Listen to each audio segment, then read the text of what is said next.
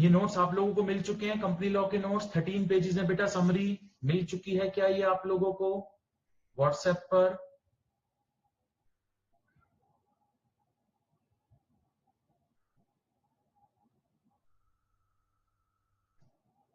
नहीं मिला है?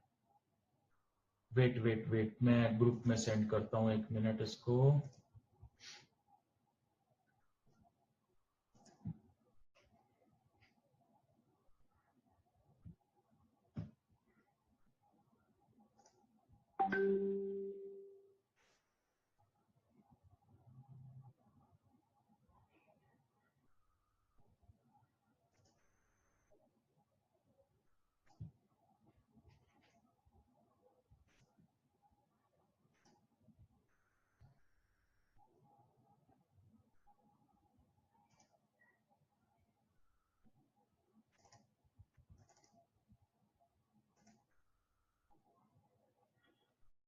अब चेक करो ग्रुप में आया होगा।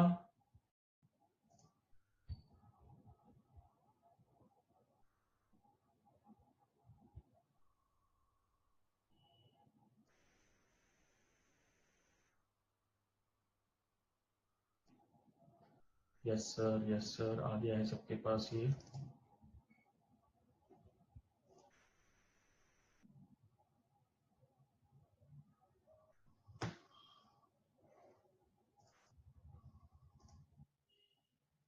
Yes sir.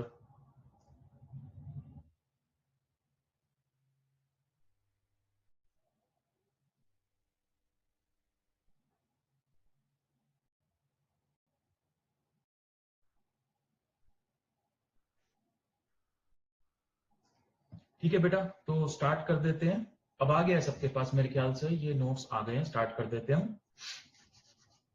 चलिए, तो आज एक बार थियोरेटिकली हम लोग टेस्ट कर लेते हैं क्या हम लोग इस जूम मीटिंग से इस कंपनी एक्ट को समझ सकते हैं या नहीं।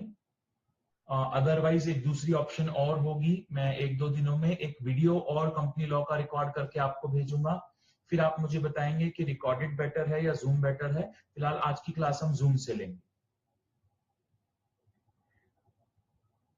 बेटा मैंने आप लोगों के लिए एक वीडियो भेजा था जिसमें ब्लूप्रिंट था पेपर का हमारा, कि हमारे पेपर में कौन कौन से कैसे कैसे क्वेश्चंस आते हैं। उसमें आपने देखा होगा कि ये जो कंपनी लॉ है, इस कंपनी लॉ के बहुत ज्यादा क्वेश्चंस हमारे पेपर में नहीं आते हैं। मैंने ब्लूप्रिंट जब डिस्कस किया था तो आपने उसमें देखा होगा कि कंपनी लॉ के 1-2 क्वेश्चन ही मैक्सिमम आ रहे हैं, मैक्सिमम हाईएस्ट साइड पे हो गया तो 3 हो गया, वरना 1 और 2 क्वेश्चन ही आ रहे हैं। मैं काम करता हूं, आपको अनम्यूट करता हूं यार,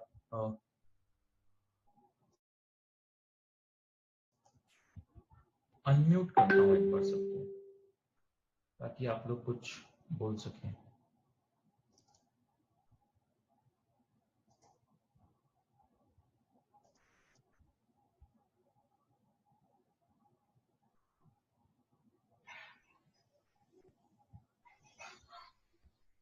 हाँ जी, तो क्लियर है वो जो मैंने ब्लूप्रिंट भेजा था उसके अकॉर्डिंग आपको ये क्लियर हो गया है कि बहुत सारे क्वेश्चन नहीं आने वाले हैं हमारे पेपर में। Yes sir.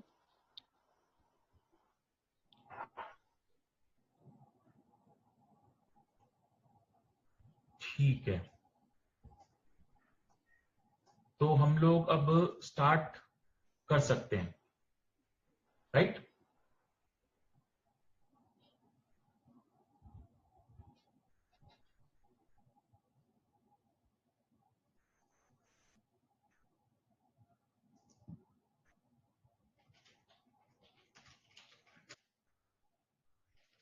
तो हम लोग अब स्टार्ट कर सकते हैं। एक बार आप चैट बॉक्स में यस यस यस भेज दीजिए ताकि मैं स्टार्ट करूं। So we can start today with companies act. Yes sir, yes sir, yes sir, yes sir, yes sir, yes sir. ठीक है, ठीक है, ये क्लास अदरवाइज मैंने रिकॉर्डिंग पर भी लगाई है, ये क्लास रिकॉर्ड भी हो रही है और हम इसको अपलोड भी कर देंगे। चलिए अब स्टार्ट करते हैं बेटा, थोड़ा थोड़ा ये नोट्स आपके सामने होंगे। ये है कंपनीज एक्ट 2013। देखिए, इससे पहले जो कंपनीज एक्ट था वो 1956 था, वो बहुत पुराना और आउटडेटेड हो गया था, इसलिए हमने 2013 में उसको रिप्लेस करके एक नया एक्ट लेकर आ गए। एक्ट की बात करें तो अप्रोक्सीमेटली 470 सेक्शंस हैं, इसमें 470 सेक्शंस हैं, लेकिन उतना हम लोग ना सेक्शन नंबर याद करेंगे ना सब सेक्शन याद करेंगे। हम मेजर आइडिया इसका ले लेते हैं, उसके बाद 10 ईयर में जो कुछ क्वेश्चंस आए हुए हैं उनको देख लेंगे। बेसिकली जो देखा गया है 10 ईयर में ब्रॉड ओवरव्यू वाले क्वेश्चन ही पूछे जाते हैं। देखिए ये स्क्रीन आपको नजर आ रही होगी, स्क्रीन के अकॉर्डिंग आप अगर देखेंगे तो कंपनीज एक्ट 2013 है, ये कंपनीज एक्ट 2013।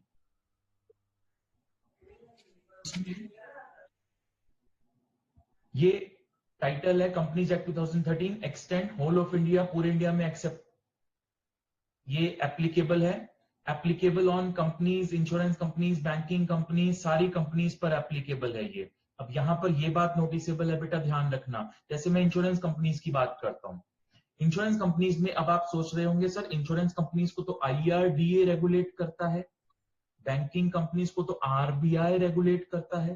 बेटा समझो, ये रेगुलेटर्स होते हैं, रेगुलेटर्स अलग हैं। हमारे यहाँ कुछ कुछ इंडस्ट्रीज के रेगुलेटर्स बनाए गए हैं, वो अलग अलग हैं। जैसे बैंकिंग इंडस्ट्रीज को रेगुलेट करने के लिए हमने RBI बना दिया है, इंश्योरेंस कंपनीज को रेगुलेट करने के लिए IRDA बनाया गया है, टेलीकम्युनिकेशन कंपनीज को रेगुलेट करने के लिए ट्राई बनाया गया है।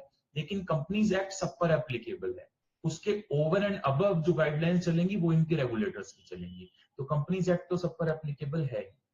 अब यहां पर कहता है what is a company. A company means a company incorporated under this act or under any previous company law। अब आप समझो बेटा, ये कंपनीज एक्ट आया 2013 में। अब मान लो कोई कंपनी 2013 से पहले बनी हुई है, जैसे हम एस क्लासेस की बात कर लें, एस क्लासेस प्राइवेट लिमिटेड, ये जो हमारी कंपनी है ये 2013 से पहले की ही बनी हुई है, तो क्या इसको कंपनी नहीं मानेंगे? बिल्कुल मानेंगे। कंपनीज एक्ट 2013 जब इंप्लीमेंट हुआ तो उसमें साफ साफ लिख दिया गया कि 2013 में जो कंपनी इनकॉर्पोरेट हुई या उससे पहले भी जो कंपनी इनकॉर्पोरेटेड है उसको कंपनी माना जाएगा। तो अगर आप किसी और एक्ट में भी इनकॉर्पोरेटेड है तो भी आपको कंपनी माना जाएगा। टाइप्स ऑफ कंपनी, ये एक इंपॉर्टेंट क्वेश्चन बनता है बेटा यहां पर, ये हमको मालूम होना चाहिए कि टाइप्स ऑफ कंपनी कौन कौन सी होती है। देखो, सबसे पहले on the basis of liability, आपकी लायबिलिटी कैसी है, ये एक मेजर फीचर है जो पार्टनरशिप को कंपनी से डिस्टिंग्विश करेगी। समझना, पार्टनरशिप फर्म में क्या होता है बेटा कि जैसे मान लो हम 3 पार्टनर्स हैं, हम तीनों ने 1 लाख 1 लाख 1 लाख 3 लाख रुपीस लगाकर एक बिजनेस स्टार्ट किया पार्टनरशिप फर्म में। 3 लाख रुपए से कैपिटल से हमने बिजनेस स्टार्ट किया, लेकिन बिजनेस करते करते किसी वजह से जो हमारा लॉस हो गया वो हो गया 6 लाख का। कैपिटल लगाई थी 3 लाख और लॉस हो गया 6 लाख का। तो बेटा अब होगा क्या, अब क्योंकि ये पार्टनरशिप फर्म है और इसकी लायबिलिटी अनलिमिटेड होती है, तो इसका मतलब ये हुआ कि जो 1 लाख 1 लाख 1 लाख 3 लाख हमने लगाया था वो तो चला गया हमारा, प्लस उसके अलावा हमको घर से भी पैसे लाकर देने पड़ेंगे। 1 लाख 1 लाख 1 लाख एक्स्ट्रा हमको घर से भी लाकर देना पड़ेगा। तो फाइनली 1 लाख 1 लाख 1 लाख तो हमने इन्वेस्ट किया था, प्लस 1 लाख और हमें घर से लाकर देना पड़ेगा, तो हमारा 2-2 लाख रुपए का टोटल नुकसान हो गया। दिस इज अनलिमिटेड लायबिलिटी का कॉन्सेप्ट। कंपनीज में क्या फायदा है अब आप देखेंगे। देखिए, कंपनीज है company limited by share, company limited by guarantee और अनलिमिटेड कंपनी। पहले थर्ड देखते हैं, अनलिमिटेड कंपनी। अनलिमिटेड कंपनी का मतलब ये हुआ कि आपकी लायबिलिटी अनलिमिटेड है, बिल्कुल वैसी ही जैसी पार्टनरशिप फर्म में थी। तो पार्टनरशिप फर्म में जैसे अनलिमिटेड लायबिलिटी थी वैसी कंपनी में भी अनलिमिटेड लायबिलिटी है। तो अगर आपको अनलिमिटेड लायबिलिटी ही चाहिए तो आप पार्टनरशिप फर्म भी बना सकते हैं, कंपनी भी बना सकते हैं। बेटर रहेगा आप पार्टनरशिप फर्म ही बनाए अगर अनलिमिटेड लायबिलिटी ही चाहिए आपको तो। हाँ, लोग अनलिमिटेड लायबिलिटी वाले भी कई बार कंपनी बना लेते हैं। उसका पर्पस ये होता है कि शुरू में मैं कंपनी बनाऊंगा अनलिमिटेड लायबिलिटी वाली, बाद में जाके उसको लिमिटेड लायबिलिटी में कन्वर्ट करने की मेरे पास ऑप्शन है। चलिए, वो बात की बात है। तो अनलिमिटेड लायबिलिटी का मतलब सेम अनलिमिटेड लायबिलिटी जैसी कि पार्टनरशिप फर्म में होती है। अब आते हैं बेटा ऊपर, company limited by share, company limited by guarantee. अब क्या होता है, कंपनी की लायबिलिटी लिमिटेड होती है। अगर हम 3 लोग हैं, हम तीनों ने कहा 1-1 लाख रुपए मिलाकर बिजनेस स्टार्ट करते हैं in the form of company, तो हमने कंपनी की तरह बिजनेस स्टार्ट कर दिया। अब बेटा ऐसा है कि हमने कंपनी में जो कैपिटल लगाई है वो 3 लाख की लगाई है, तो हमारा लॉस 3 लाख से ज्यादा नहीं हो सकता किसी भी केस में। ठीक है जी। तो अगर लॉस हो गया 4 लाख रुपए का, तो 3 लाख रुपए तो हमारा लॉस हो गया, बाकी 1 लाख जो है वो जो हमारे क्रेडिटर थे उनका नुकसान हुआ होगा, हमारा नहीं हुआ। हम घर से कोई पैसा लाकर नहीं देंगे। पार्टनरशिप फर्म में अनलिमिटेड लायबिलिटी है, घर से पैसा लाकर देंगे, इसमें नहीं लाकर देंगे। अब जो हमारी लिमिटेड लायबिलिटी है वो 2 तरह की हो जाएगी, limited by share, limited by guarantee. कुछ कंपनी होती है शेयर्स वाली, जिसमें मुझे अगर 1 लाख रुपए इन्वेस्ट करने हैं और 10 रुपए का एक शेयर हमने डिवाइड कर दिया है, तो 10 रुपीज इंटू 10,000 शेयर्स, 1 लाख की कैपिटल मेरी ऐसे बन जाएगी। कंपनी लिमिटेड बाय गारंटी में क्या होता है, कुछ कंपनीज ऐसी होती हैं जिनको पैसे की अभी जरूरत नहीं होती, लेकिन वो सोचती हैं कि कल को अगर कोई बड़ा नुकसान हो गया तो उस केस में हमें पैसे की जरूरत पड़ सकती है, बिजनेस के लिए अभी जरूरत नहीं है हमको।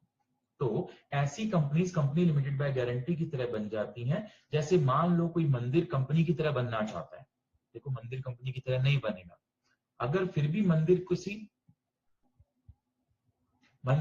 किसी कंपनी की तरह अगर बनना चाहता है, तो उस केस में बेटा मंदिर क्या करेगा, मंदिर लिमिटेड बाय गारंटी में आएगा।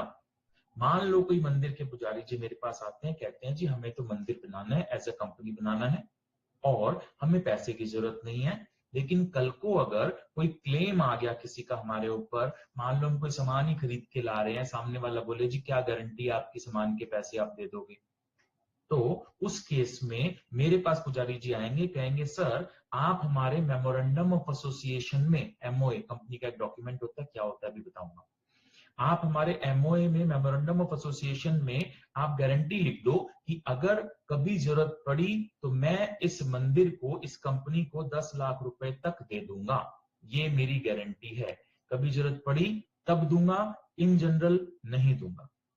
तो कंपनी लिमिटेड बाय शेयर्स में फिक्स हो गया कि मैं इतना पैसा दूंगा ही दूंगा।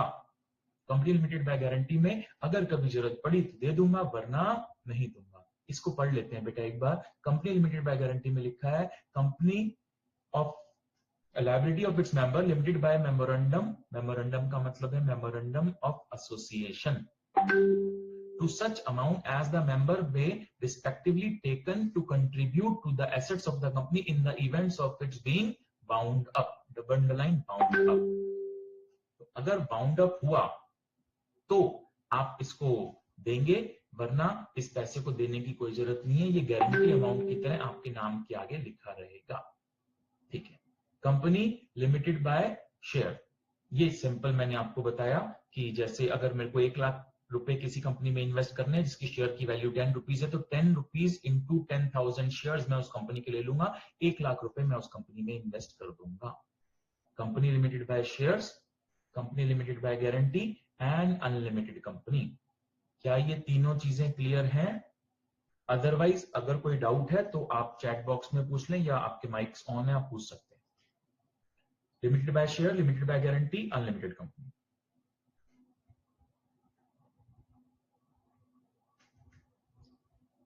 कोई डाउट यहां तक? सब क्लियर है?